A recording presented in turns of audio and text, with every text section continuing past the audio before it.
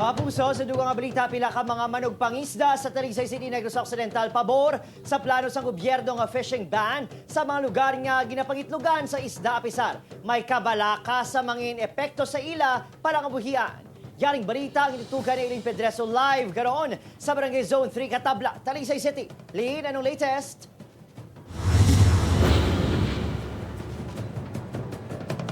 Adrian, antis pa man ipatuman ang plano sa gobyerno nga fishing ban sa mga coastal areas nga ginapangitlugan sa mga isda. Ini na ang ginasunod sa mga manugpangisda diri sa Talisay City.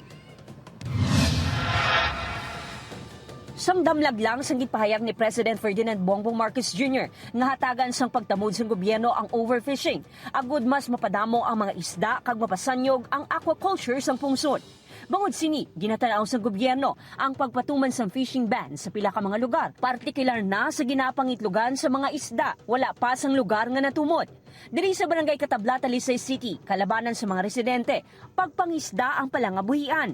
Pabor ang pila ka mga manugpangisda sa plano sa gobyerno, apisar may kahangawa nga maapektuhan ang ila palangabuhian. Okay, oo. Pwede na ngayon sa masudlan dahil, halimbawa din sa mga panghigaron.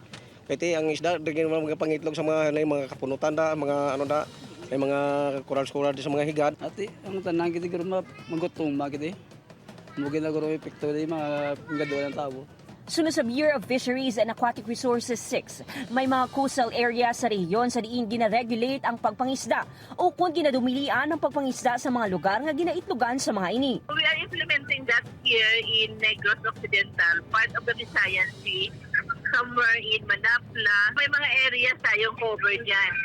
For a certain period, November 16 to February 15. Hugot man nga ginapatuman ang fishing ban sa Visayan Sea sa tiun sang close season. Pwede sila magkanto, pwede sila mangisda, except sa ginabawal na mga isda, mga species. Ang tinatawag pa natin na tabaga, gumaa, hasa-hasa. During the close season, nga muna sila nagabihod, nagapangitlog.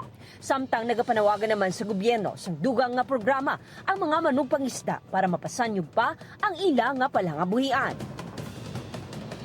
Adrian, nagalaom naman ang mga manugpangisda sa probinsya sang dugang nga bulig gikan sa provincial government. Adrian? Kapuso, halungan naton ang mga ginapangitlugan sa aton isda. Madamong salamat, Eileen Pedreso.